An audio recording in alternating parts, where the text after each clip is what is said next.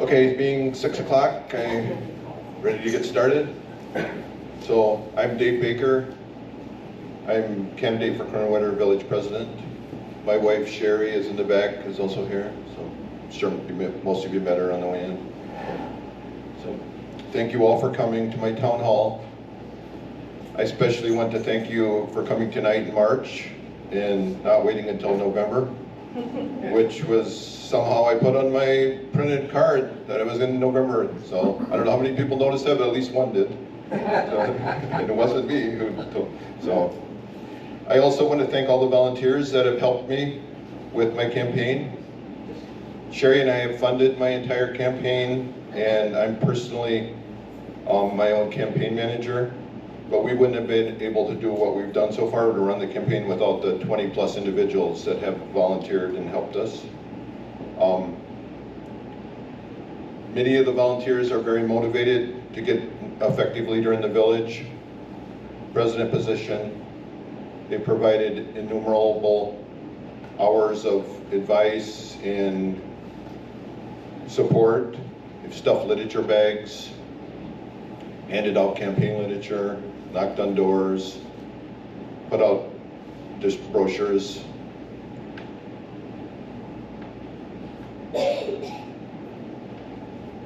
And I'd also be remiss if I didn't thank my wife, Sherry, and share some of her background. So Sherry and I have been happily married for 44 years and have lived in Kronenwetter. At least I think we've been happily married. We lived here since 1993. We raised our 3 children here. They all went to Mosley School System. Sherry's an RN, and she's worked many years at St. Clair's, both in the birthing center and as a case manager. She also helped me run my business for 10 plus years. So Sherry hosts a mentoring group at our church for young moms.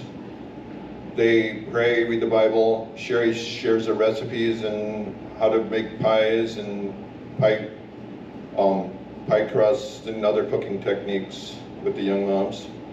She also shares her opinion that the young moms should stay off social media, and especially Facebook.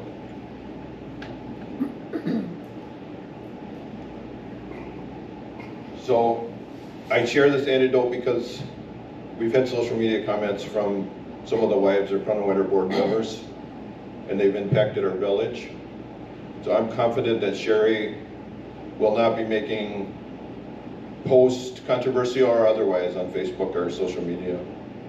I personally never had a Facebook account until the campaign, when I was strongly encouraged to do so by several of my supporters. When I said to Sherry, I finally have my Facebook page working, she said, that's 7 words I never wanted to hear come from my husband's mouth. So, so my background is, Sherry and I moved back to Wisconsin in 1993. We moved to Kronenwetter in 1993.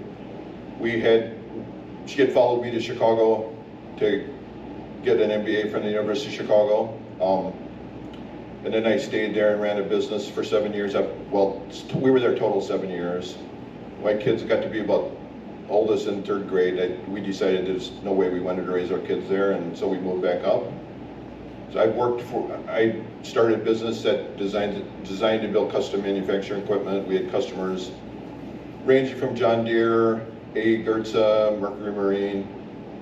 But then in the last 10 years, I've actually been doing consulting for large companies and some small, medium-sized companies around the country.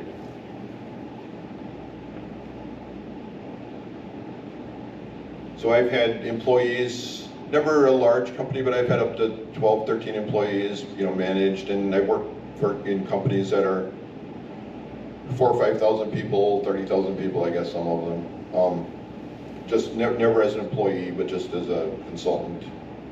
I spent 2 years on the county board from 22 to 24, and I would say that those 2 years gave me a good background for a village president. I would not have said I was qualified without those 2 years of experience. I learned how to build consensus. The county board has 38 supervisors, so you have to really build consensus with the other supervisors to get anything accomplished. And you have to do that within the constraints of open meetings law, so it can sometimes be challenging. And I also read and learned a lot of statutes and rules and Robert's rules. I would say closely for a supervisor with Corp Counsel Michael Pernier, and I thought we had a really good relationship. So, and I've just turned 65.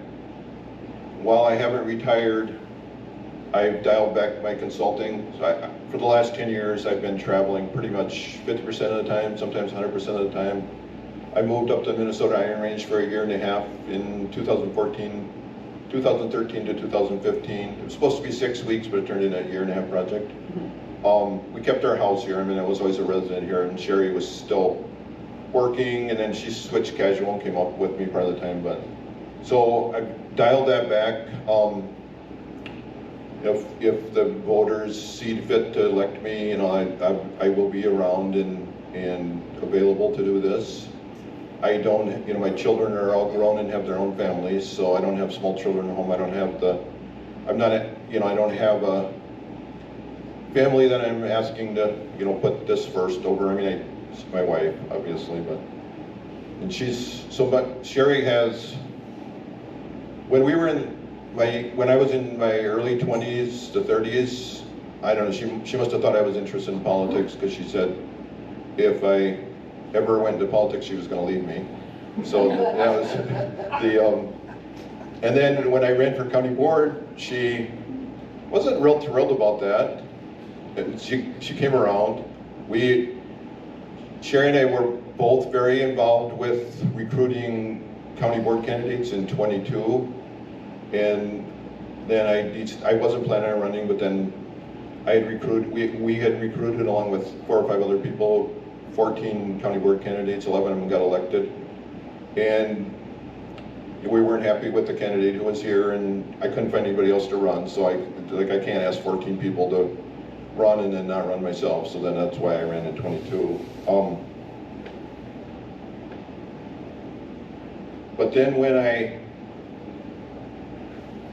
I told her that I was going to run for village president, she immediately said, "You should do it. Somebody needs to do that for the village of Kronenwetter." Then she regretted that statement for, you know, like the next 6 months or 4 or 5 months, but, you know, I didn't let her change her mind. Well, I mean, she did change her mind, I just, you know, kind of whatever. So, so basically, okay, so that's kind of the introduction, and, you know, you can ask me more questions after the meeting, or, you know, if we run out of other questions, but, so I'm going to go ahead and switch to basically vision, goals, and challenges, and then that won't take real long, and then I'll go to your questions. So we are kind of using as a theme of my campaign, Rebuild Kronenwetter's Reputation. You can see the banner in the back. And I'm sure it's not unanimous, but I think most people agree that Kronenwetter's reputation is tarnished. And they don't agree on who tarnished it or why it's tarnished, but I think most people do agree that it has been tarnished over the last several years. Or I shouldn't, I don't know the time frame, but, you know, over the last years. So I'm going to tell a little anecdote. My mother passed away in the end of January, and we've been working on getting her house sold in Rothschild. And we're working with a realtor that we've known since he was in high school, is Austin Solomon. And so we just got it listed today. Yesterday, Austin called me and said, "We're gonna list your house tomorrow. We're gonna be ready to list your house tomorrow, but I got a story to tell you." And he said, "I had a gentleman, he said gentleman, I think family, but I don't know, that was interested in buying a house in Kronenwetter, and he had really kind of decided not to, because he said, you know, I just don't know if I want to put up with, you know, the reputation of Kronenwetter." And Austin knew I was running for village president, and he said, "Well, look, why don't you look up Dave Baker's campaign information, and, you know, maybe just kind of consider that." So Austin said he did that, and he came back and he said, you know what, I think Dave is going to win, and I think that it's going to make a difference in Kronenwetter. So I'm going to go ahead and make an offer on the house in Kronenwetter. So I mean, I don't know, it's just one story. But I thought that made me feel kind of good. I've also been told by two different people that there are two experienced administrators who would be willing to consider coming to work for Kronenwetter if I'm elected and we have a good board in the village. So that's another story that hopefully we can start to make a difference and turn around the Kronenwetter. So, and one of those is, well, both of those are experienced, and they came from two different people. I didn't solicit either one. So I think that we have a bad reputation because, to be honest, I think we probably deserve a bad reputation. So I think if we change that, we can over time change that reputation. And my vision is that we become a village that works together, doesn't bicker. We work, the board works, the community works, the village employees all work together. And I'm not saying this is going to be easy, but I think with the proper leadership and work by all of us, that we can change it. And I would like to see a reputation where people say, Kronenwetter is a well-run village. Has a well-run government. It's effective, and so I mean, I would think we all would look forward to that. I'm sure that not everyone agrees that I'm maybe, how we get there is a different story, but I think that's a goal that all of us, I would expect, can agree to. So the first thing that I think we need to address for that is to have effective business-like village board meetings. Our village board meetings are not run well, and it's not just the leadership, but it starts there. The president is responsible for running the board meetings, and our board meetings are basically out of control. On January 27th, the day my mom died, I didn't end up going to the meeting. We had a 5-hour board meeting, and I watched the video over a couple days. In that meeting, very little of that board meeting was focused towards actual government work, towards things like Kronenwetter. I know Dan Jolling was there. I think, yeah, obviously, Chris Hayden was there as well. I know Dan Jolling came home from the meeting, I heard, and said, if that's how the village board runs, I don't know if I want to be on it.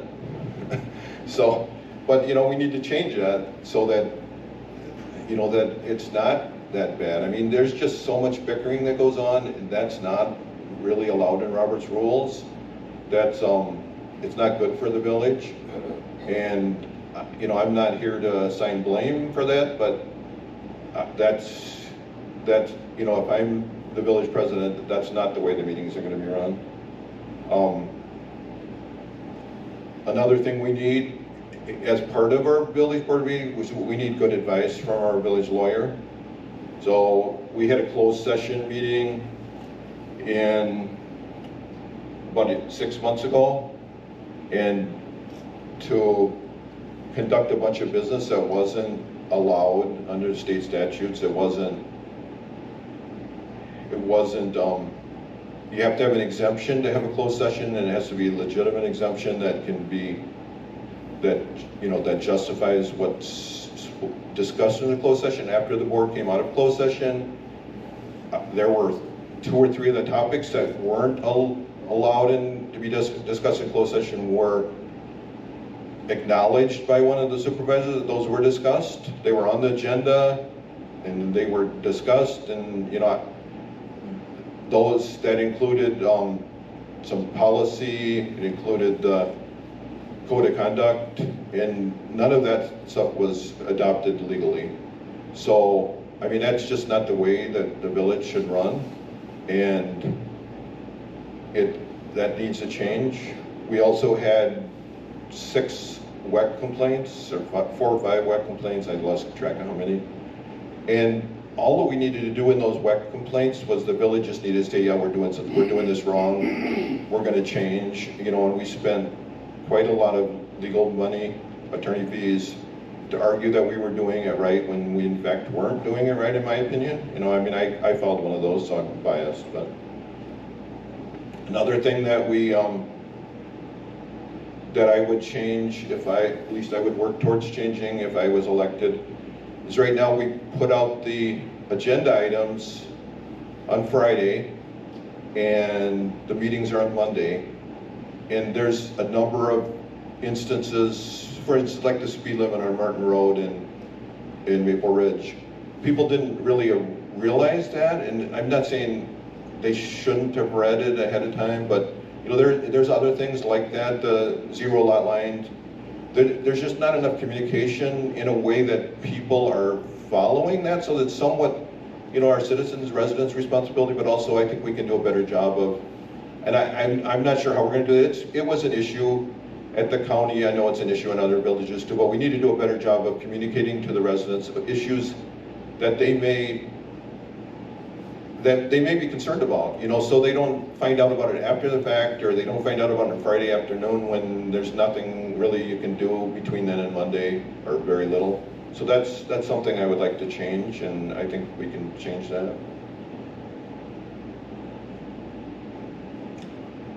So then basically I'm going off I have brochures in the back, and I have on the list, I have about 6 things on the back there that are basically I would work towards. Sherry can hand some out if anybody's interested. But the second one is bring transparency and order to our village finances.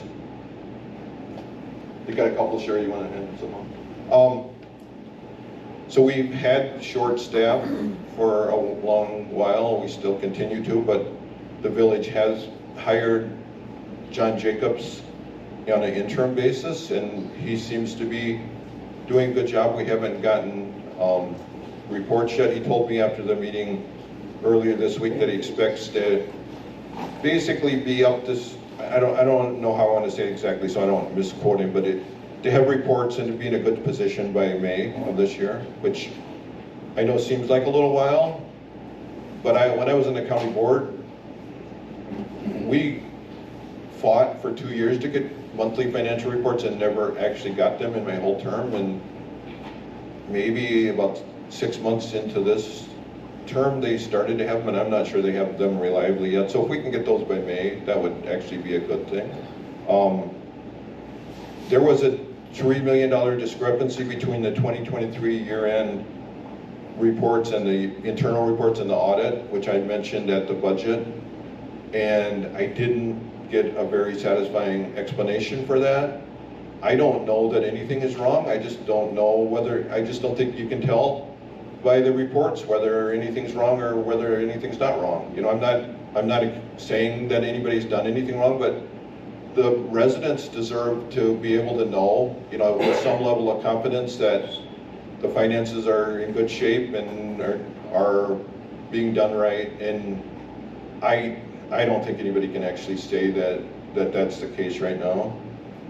And one trustee has stated that the village general fund is in such bad shape that the village might be bankrupt in 3 years, and that was based on we were going to run out of levy limit, and that just isn't even true. I mean, I'm not saying we're in great shape. I don't know how bad a shape we are or how good a shape we are, because like I say, we don't have good enough financial statements to say. But the board was operating on the opinion that we were bumping up against levy limits, and the reality is, I asked the finance, our consultant at the budget meeting, I said, are we up against a levy limit? And it's like, well, no. And it's like, how much? Well, we could have raised taxes close to $500,000 last year and $1.4 million this year. I mean, nobody wants to raise taxes. I don't want to raise taxes, but that's a different thing than saying the village can't raise taxes and we're going to go bankrupt. I mean, that's just not accurate, and that doesn't help our reputation either to say that. We did use up most of our unassigned general fund balance in the 2024 budget. Now, whether that was really used, it went down to, I had put a blog out, I think 184,000. But then Lisa in her end of year budget messages was saying that we're going to come in under budget for 500,000. So, you know, whether that was accurate or not, we haven't seen those financial statements at the end of the year, so we don't know. But I mean, we might not be in that bad a shape. We might be in bad shape. It's like, we just don't know, and we should know. You know, I mean, so that's to me, that's a big, you know, something that real focus we need. So when I was on the county board, I really focused on the finances of the county. I found like $9 million in the social improvement fund that they claimed they didn't know was there before I found it. It's like, you know, I don't necessarily think that's true. I think the finance director knew it was there, but the chairman of the county board said nobody knew that was there. After I had called it a slush fund, I guess, maybe, but and there was about $30–40 million in highway reserves in the county that were, in my opinion and most unbiased people's opinion, came from the wheel tax, which was supposed to be used for highway repair, or highway improvements. And so that money got put aside, and now they want to use it for building a new highway facility.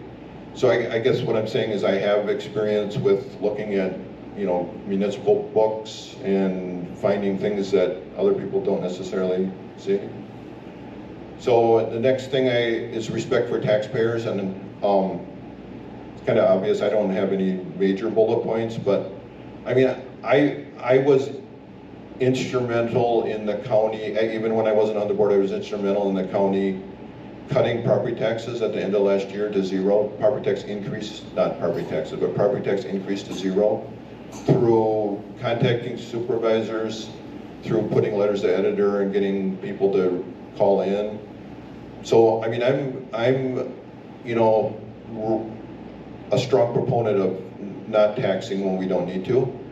But at the budget meeting for Kronenwetter last year, I said I was fine with the 4% increase that we had, because the year before we had a 2.5% tax cut.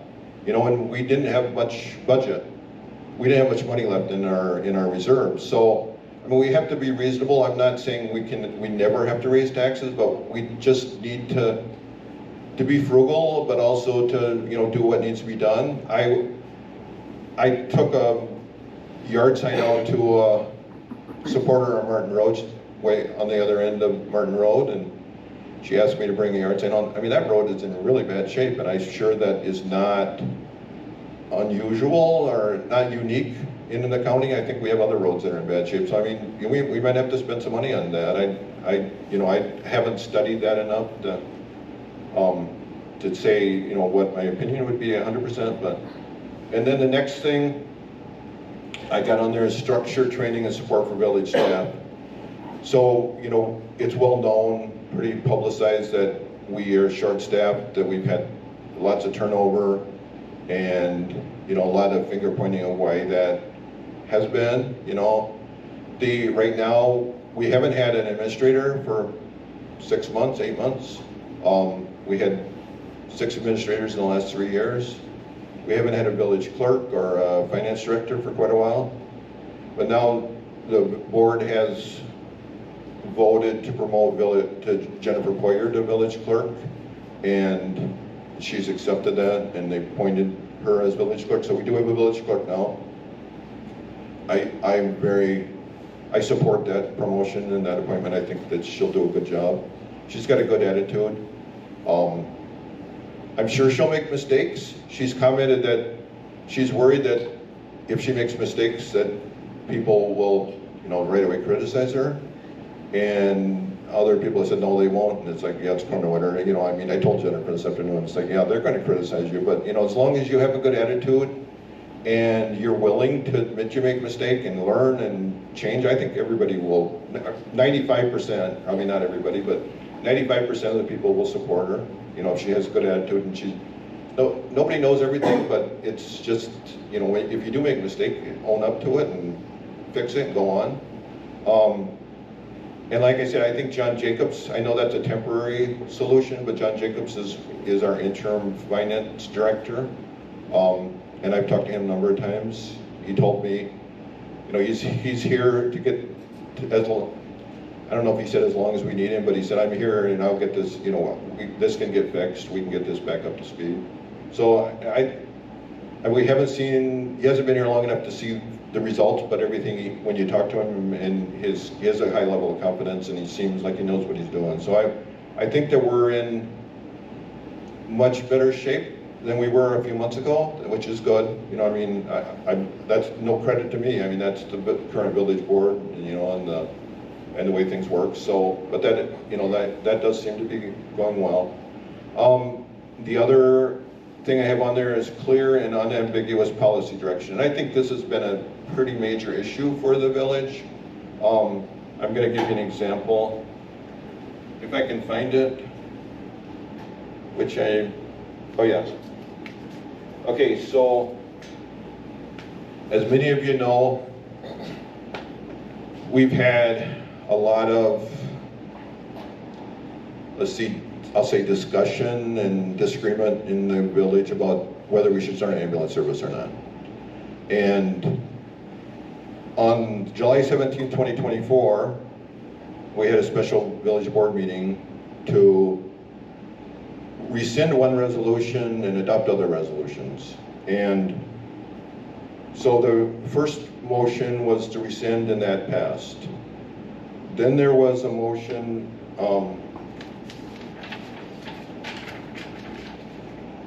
that was made by a trustee and seconded to create an ambulance service implementation subcommittee made up of 7 members consisting of 2 village board members, 1 member from each APC, PFC, CLIP, and 2 community at large members. So the subcommittee will use a provided outline from the administrator as their starting point. So this is a motion that we're going to create an implementation subcommittee.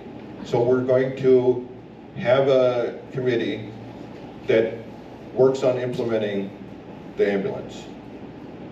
Then we have a motion that committee is supposed to work with the fire department on implementing the ambulance. So that one is not part of my position or my discussion here so much. But then we have an additional motion that was by Trustee Chris Iden, who's here, and it was seconded, and to direct staff to draft an RFP for a feasibility study on the ambulance service. So we've got one motion, and I support what Chris was doing. I'm not trying to be negative. I very much support that, what I thought we should do. So we've got one motion that says we're going to implement ambulance service. We have another motion that says we're going to have an RFP to do a feasibility study to see if we should implement an ambulance service. So how would staff or the committee, how do they know how to proceed? This is totally ambiguous or conflicting. It's not even ambiguous, it's conflicting instructions. The board should not be giving staff and committees like opposite committee on something as important as this, and as we should have worked through it and figured out, okay, what is our direction going to be? Not say, okay, you guys go do this, you guys go do the opposite thing, and everybody will be happy because you all get to do what you want. But well, how long is that going to last? It was like 2-3 months before people figured out. It's like, well, no, you're not doing what we said, or no, you're not doing what you said. So that's, and on the county, it was often a question that, okay, did we give you clear direction? Staff, did we give you clear direction on what you should do? And that's, a question we should be asking, because we can't expect the staff to implement 2 opposite different things, or the ambulance subcommittee. So, I feel bad for those on the ambulance subcommittee that it's like they put in effort and there wasn't really a decision on what direction to go. So we need to not do that. I think that's pretty obvious, but it's not necessarily easy, when you get different people, but that's something I would try to, get the board, it would be 1 out of 7 members, so it's not just me, but get the board to agree on the direction we want to proceed. So then there's, in the interest of what I had said before, in terms of we should be telling people what's going on and not waiting till the last minute. I've got a couple issues. I've been going to all of the board meetings that for the last, I don't know, 6 or 8 months, except, if I have some kind of family emergency. Then when I decided to run for president, I started going to the APC meetings. I've made it to the recent CLIP meetings. I've been going to the Planning Commission meeting. I've been missing the Utility Commission. I would like to have been going to those too, but I'm basically trying to become informed about all the village business and what's going on in the village. So these are a couple things that I'm just listing. I've mentioned the finance challenges already. We have had, and I think it's coming back, for discussion. I'm not sure where it is, but we've had requests to put a sand pit on the northwest corner of I-39 and Kowalski, and then another request to put a sand pit on the southwest corner of I-39 and Kowalski. And that's in a TID district where we would like to have development, and this is actually, according to the discussion, and I would agree, basically going to make it really difficult to have any development in there other than, once you have a big hole in the ground 60 feet deep, and then, it also would impact any potential interchange. So those were both voted down, and we were sued over one of those. I'm not sure what the status of that is. The other one, they said we were going to be sued, but they didn't. So, there may be some kind of compromise that we can come up with American Asphalt, but, what they propose I wouldn't have supported, and most of the board didn't support. So, I'm in agreement with what was the decision was made. I'm just saying that's something that's facing our village, that, that's going to be an issue, and if you have an opinion on it, you can, talk to your trustee, or just keep your eye on it. Then there was there's a subdivision on like X and Pine. Chris, I don't know if that's that good description. Yeah. Denyon Homes. Part of that, it wasn't as densely populated as it could be, but it was more densely populated than I think we would like, probably. But it included zero lot line zoning, which the village would have had to change the zoning. And when I first heard that, I went to the Plan Commission. I heard on the Plan Commission, it's like, I don't know if I think this is a good idea or not, but maybe that's what it takes to make affordable housing. And then when it got to the village board, Chris had a really good point, so I completely said, yeah, I don't agree with this at all, which is, how are two people that live in the same house, and one wants to take care of their house and one doesn't, and how is that going to work? We've got people in the village that can't get along with their neighbor three houses down or the next house. You read social media, it's like we can't get along if we're living in separate houses. How's two people going to live in the same house and get along? It just seems like a bad idea. I know other villages and municipalities are doing it, but I don't think that's what we want for Kronenwetter. I think we should have larger lots, and maybe the homes are a little more expensive. Maybe they're not starter homes, but that would be my vision. I'm not dead set on that, but that's kind of what I would think. But I don't know if that's coming back or if that's dead. I think it was kind of sent back for reconsideration and discussion. So I don't know if you have an opinion on that. Give your trustee a call or send him an email. So as I've been talking to different people. And I put on social media, I said, if you want me to come talk to me, give me a call, or not give me a call, but send me an email or message me on Facebook. And I had a number, not a large number, but a number of people, and I went and talked to them. And one couple said, why don't we have any retail or commercial, or what are people planning for retail and commercial development? And my answer was, nothing that I've heard. And so then when I got back home, I said, well, what would you like? And I emailed them or messaged them and asked them, and they said, well, what we'd like to see is an Aldi. We'd like to see a grocery store in the village. It could be a Walmart grocery, but an Aldi someplace in the village. And that's not the first time I've heard that. So and I don't know if we have I don't know if we have a chance to even attract, like an Aldi, but if that's something I would look into if I was elected, and I'm not committing that. I mean, obviously that's not something I could say we're going to do, but I mean, I would certainly put effort towards that. And so I'd like to hear from other people, is that something that you think there's support for? Is that something that we should be doing?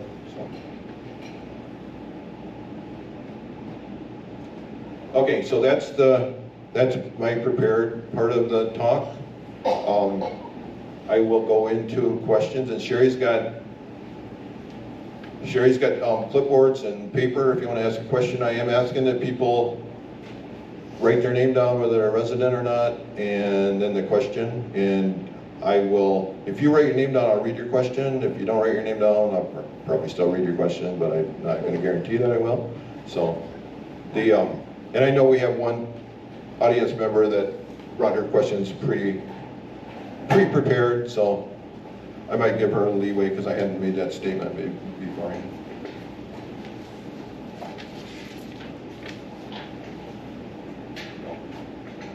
I'm not going to guarantee that I'll answer every question the way you want, but I will consider. Okay, so we have a question from a resident. Feeling about spending, could you say no more borrowing until our financial position is better? So I generally support that. I would say we borrowed like $8 million. I can understand why we borrowed that. I don't necessarily agree with the decision to borrow all of that.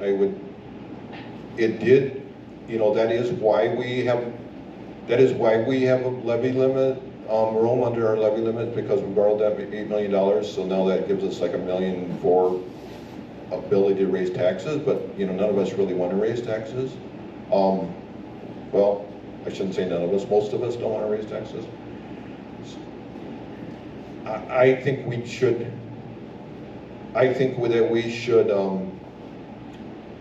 do a better job of budgeting in terms of the whole budget process. That would be one of my goals. And I talked to John about that, and he said, he thinks that we'll be able to, but last year, the board didn't get the budget until like the very last minute. There was a no vote on the budget. It didn't pass, and then it's like, well, what are we gonna do? We don't have a finance director, and we're at the last minute, so we have to do a reconsideration. So that's not a situation that, like, the process was, I don't know if I'd say broken, but not very functional. So yes, I agree. I agree in general, we should not be doing borrowing regardless if we get our finances in order. I want to have a caveat. So, like Martin Road, that needs to be rebuilt, I think. I mean, I don't know if it's the worst road in the village, I'm not saying it is, but we probably have roads we need to do. Those roads are going to last for 20 years, so, should we be rebuilding some of our roads and borrowing money to do some of those long-term projects? I guess I'm not going to say we never should do it, but in general, I definitely agree with that sentiment, but I guess I'm going to leave myself a little bit of opening, so I'm not probably giving you quite the answer you want, but very close to it.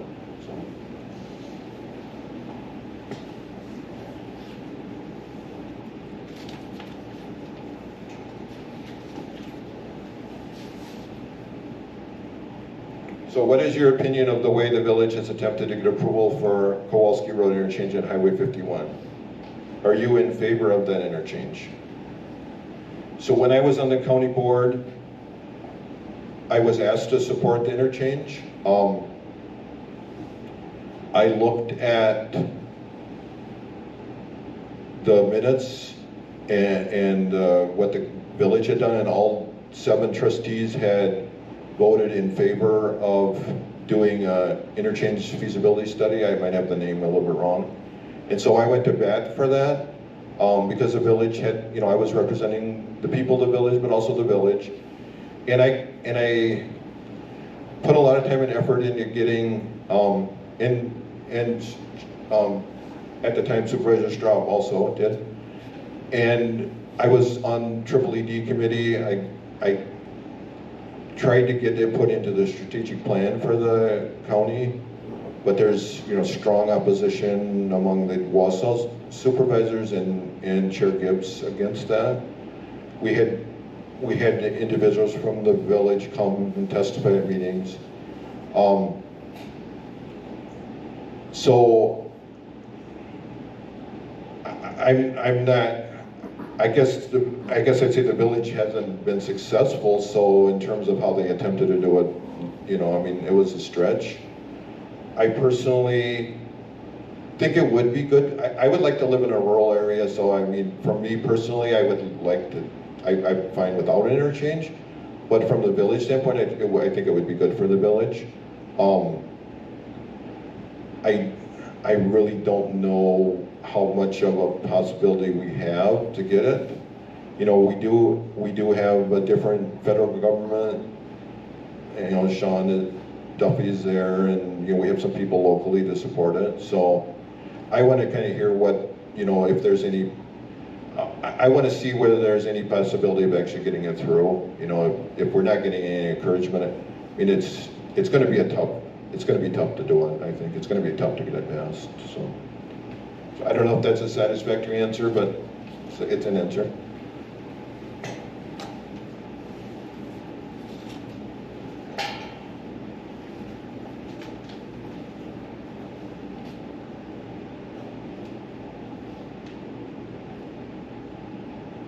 So as village president, what immediate steps will you take to reassure, rebuild, and stabilize our non-elected staff? Likewise, how will you lead the trustees so that they interact respectfully with staff, even during times of some disagreement? So I think I've touched on this quite a lot, but I will go into it more. So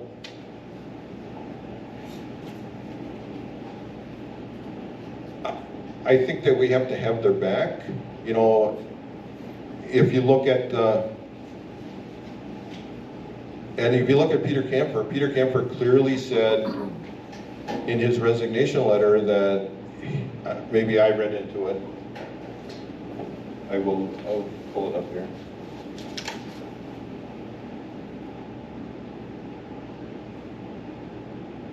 Well, I'm not going to read the whole thing, but I have it here.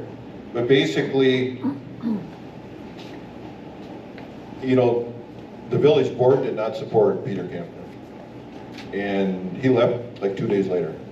So, I mean, we talk about how the turnover we had at lower levels of the village, which is important, but we've also had turnover at the high level. And I would guess you could probably say that some people left because of one trustee, and other people, I mean, Camper said that he didn't leave because of Ken Charneski, and if you watch the video, there were, several trustees on the board that didn't support him. And I'm not saying he did everything correct, but he did seem to be very experienced. He seemed to know what he was doing. I thought he was a good administrator, or a good potential administrator. So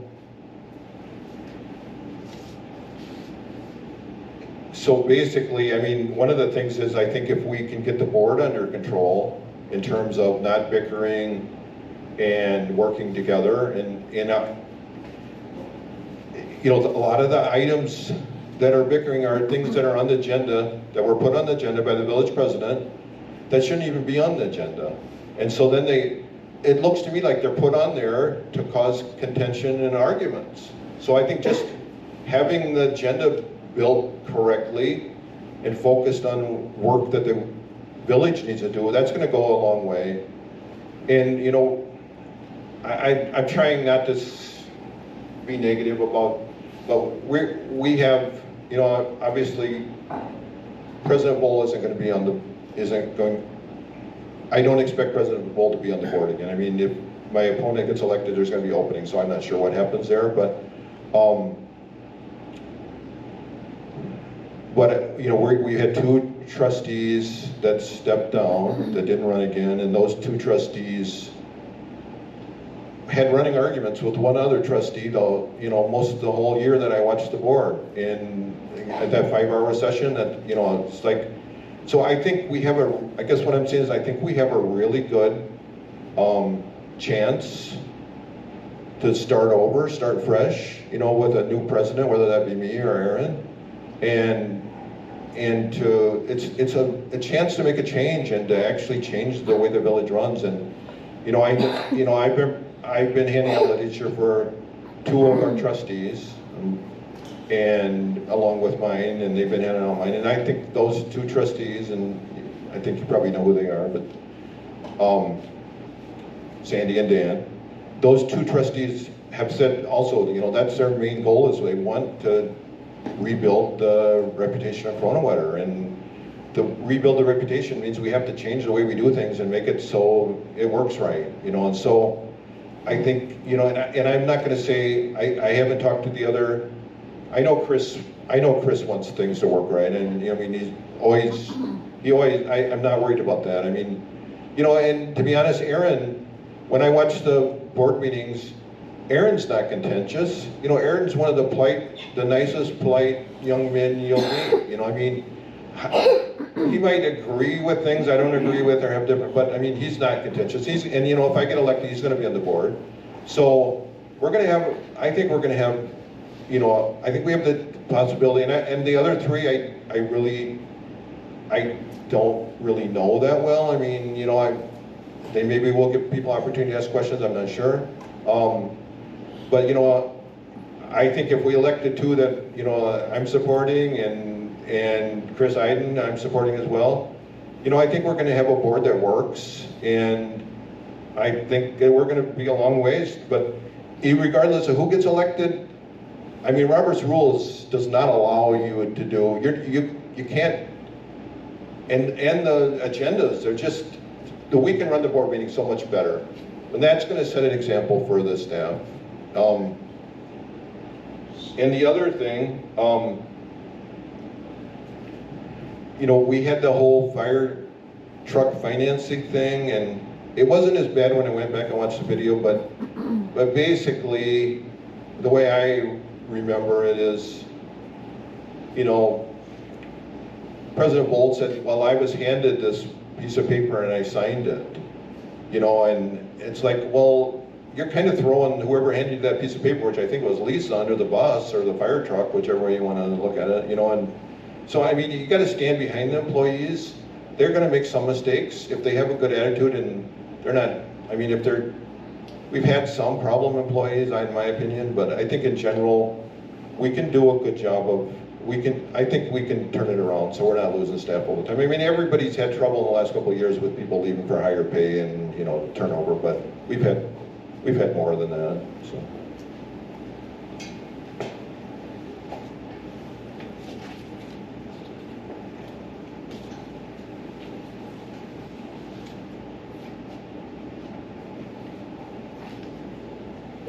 Okay, please describe 2 approaches that you will immediately implement in order to ensure that the village board meetings are productive, civil, and inclusive of multiple opinions.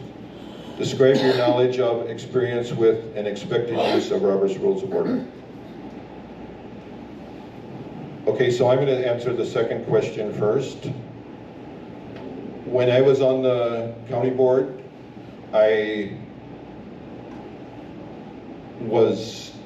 I would say, looked at among many of the supervisors as a leader in terms of the trust, in terms of the use of Robert's rules, and it's not just Robert's rules, it's also the rules of the board.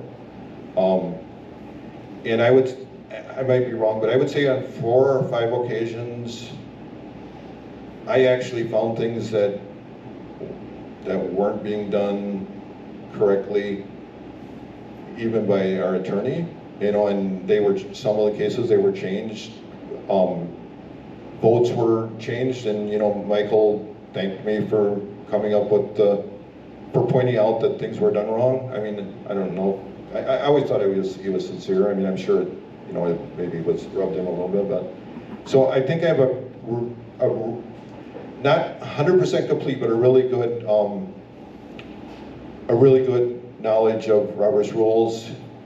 And so one thing that I would do, and I don't know if this would be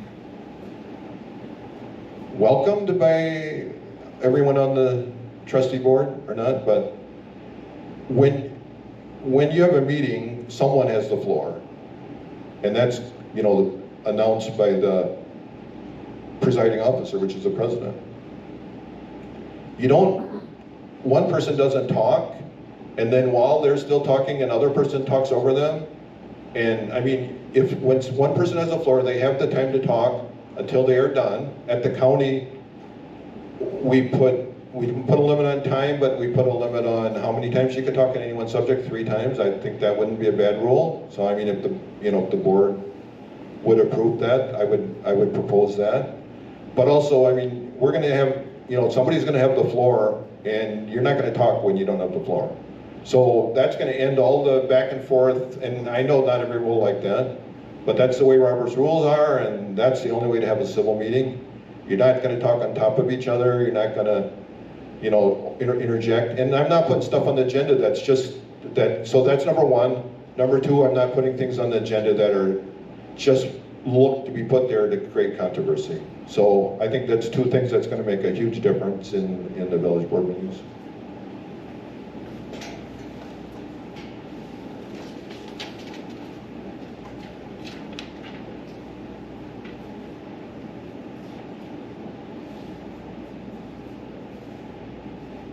So how will you publicize village potential projects and issues to be transparent?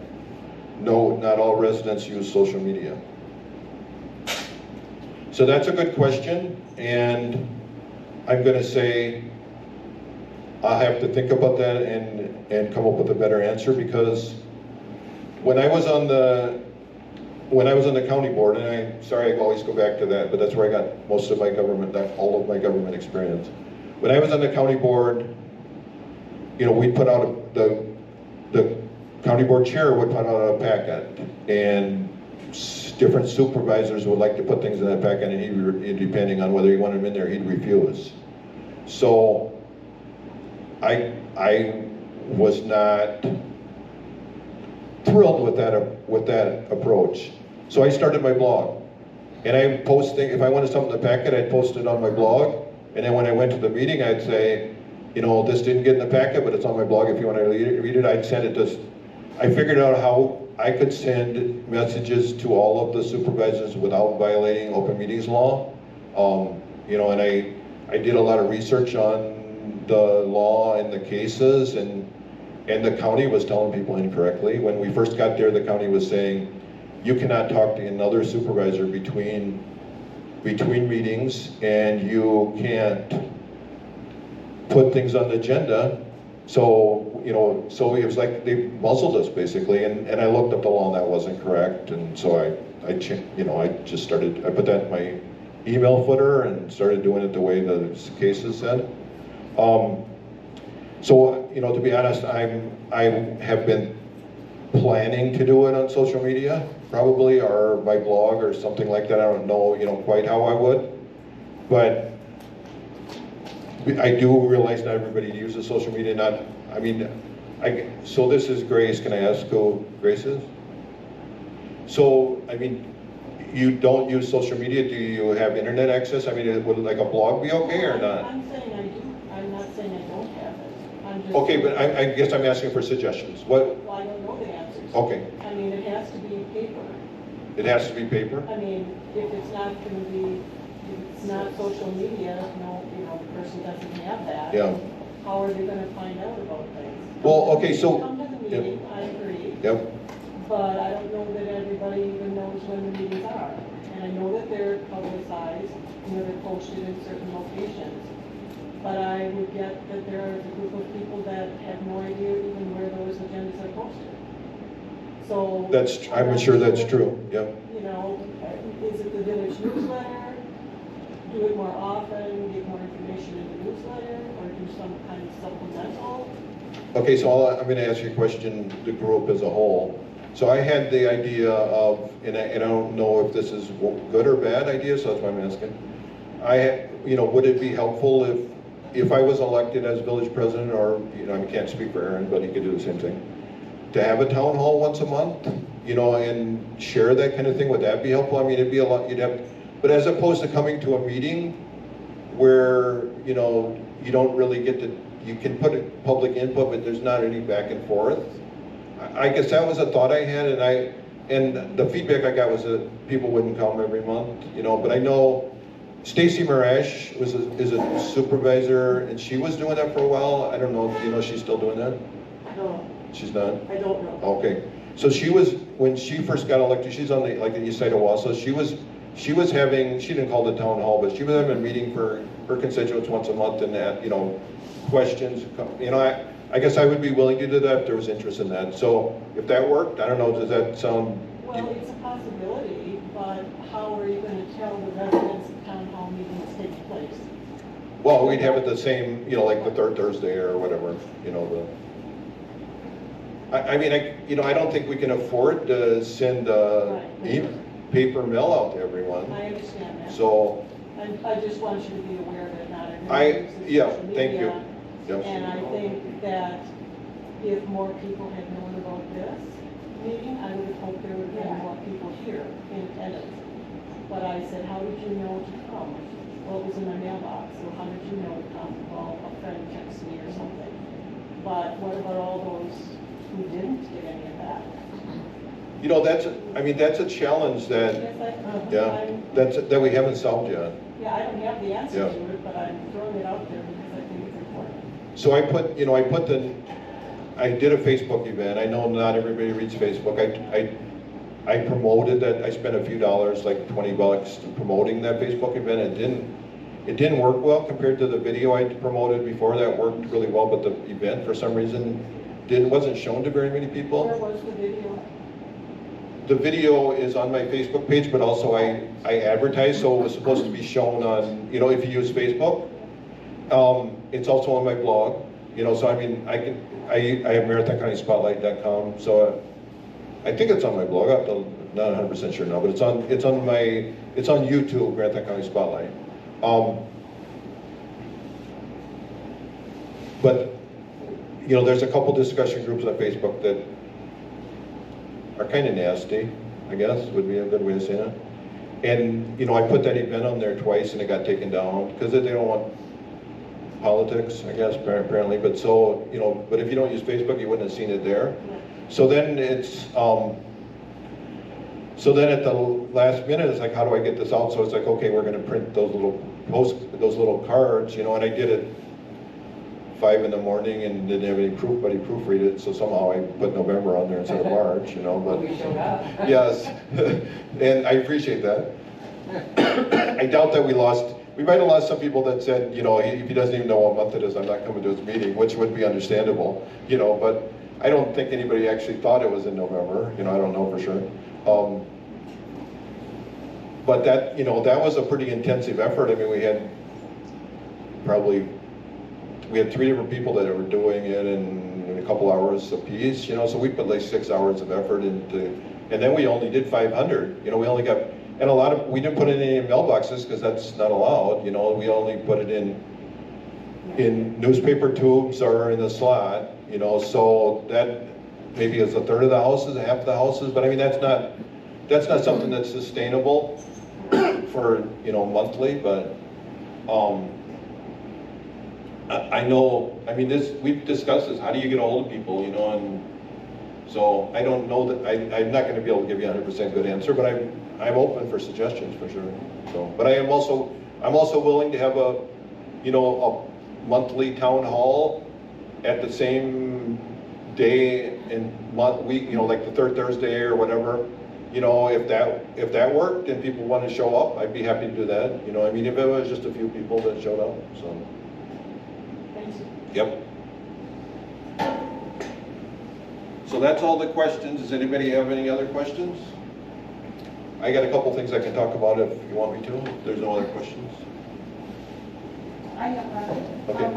When you talked about the meeting of the ambulance, when they voted on 3 different things, three different, what do you call it? Right, conflicting resolutions? Yeah. Yep. How would you have, I was there that night too, and I said, what the heck did they do tonight? You know, I didn't even know either what they did tonight. But how would you have stopped that? Well, I think just aware, I mean, maybe I couldn't have, you know, I mean, I'm not gonna say 100% I could have, but at least by pointing it out, I mean, like on the county, if whoever's presiding over the meeting, if there's not clear direction, they ask staff, you know, generally Lance Leonard, you know, but it's sometimes other people. Lance, are you clear on what we want you to do? And if he says no, then you keep discussing. And I mean, that's what I would have done to start out with, is like, I would have pointed it out, like, you know, we have two conflicting resolutions. We cannot leave this in this way, you know, but that didn't happen. And so I think it could have been done better, even with the people that we had on the board, you know, but I mean, you know, it is, like with 38 people on the county board, I mean, you're not always gonna get everybody to, you're never gonna get everybody, well, sometimes they're unanimous, but you often aren't gonna get everybody to agree. Even with 7 people, it's more contentious actually in the Kronenwetter than it is on the county board. With 7 people, I think. Although that might not have been true the term before I was elected. So, I don't know, did I answer your question okay? Okay, thank you. Any other questions? So I want to talk about the ambulance just a little bit. So when this first came up, I generally think that local municipalities should provide their own services. I'm not a huge proponent of regional service in general. I've changed a little bit over the years, but so when this first came up, my first inclination was, you know, I would think we probably would be good to have an ambulance service. Then, as I learned more, and also saw how it went with Peter Camper, and heard from the residents, the plan wasn't very well formulated, I didn't think. I mean, part of the plan was to have people at the village for 2.5 hours, or overnight for $2.50, you know, and at least that's my understanding. I don't know if that was correct, but I thought that was the original plan. That, you know, we were expecting people to stay here overnight, and we were going to compensate them for $2.50 an hour. And then I think James Small, who is a consultant, he works for UW in some capacity, and I think he said that was not legal. I think other people, you know, I don't believe that was a legal plan. So then the fire chief went back and reworked the plan, and it was represented at an ambulance subcommittee, and she spent like 10 minutes, you know, saying how that was going to change. And I was probably tired that night, so part of it was me, but at the end of the 10 minutes, I didn't understand what the new plan was. So, but I mean, that might be more me than Teresa. But so I still don't understand, you know, what the plan is for how we would staff it, and, you know, what the payroll costs would be. You know, one of the strong supporters on the board of the ambulance committee was pitching it as a way to save our general fund, because, you know, we're going to run out of money, and we can borrow money for the ambulances, and then the operating cost is going to be less than what we recover, and so that's going to help the village. Well, I'm not sure that was accurate to start out with, and plus it involved borrowing money, and I'm not, you know, in favor of borrowing money in general. But also, you know, that was built on a faulty premise. We're not against the levy limit. We're not up against the levy limit. So that whole part of that wasn't really accurate. And so now I do not think that at this present point in time that we should be starting an ambulance service. You know, I mean, I've changed from where at the beginning I was actually in favor of it, or, you know, open to it. At this point, I'm not saying we should never start an ambulance service, And I'm gonna throw something out there that I know has maybe been hinted at or discussed a little bit, but, you know, I would be in favor of looking at us having an ambulance that says Riverside on the side of it instead of Kronenwetter, and says Kronenwetter unit underneath or something. I'm just spitballing here. But then we staffed it for 8 hours a day, you know, and then the rest of the time Riverside staff, you know, response. Because Teresa says that most of our calls are during the day, maybe it's 10 hours a day. And we, you know, the plan was to have somebody here during the day. So, you know, does it make sense some point down the road for us to have an ambulance and be the primary, you know, it could be dispatched during the day? I don't know. I'm not saying that that's a good plan. I'm just saying, to me, it seems like something that could be discussed and looked at. So that's kind of where I'm at on the ambulance, because I know that's, so I'm not in favor of us doing it right now. I would be in favor of looking at some kind of a, you know, something that made sense financially, and I don't know that what I just said would make sense financially, so you know, that would have to be looked at before I'd even necessarily support that. But I think that's an issue for people. I don't know if it is, you know, if it is, but I know it's an issue for some people. So I can let you go home early. I mean, that'll be unusual for Kronenwetter. So I'm gonna stop, but I'm gonna hang around if you want to come and ask me questions. But otherwise, thank you very much for coming. So.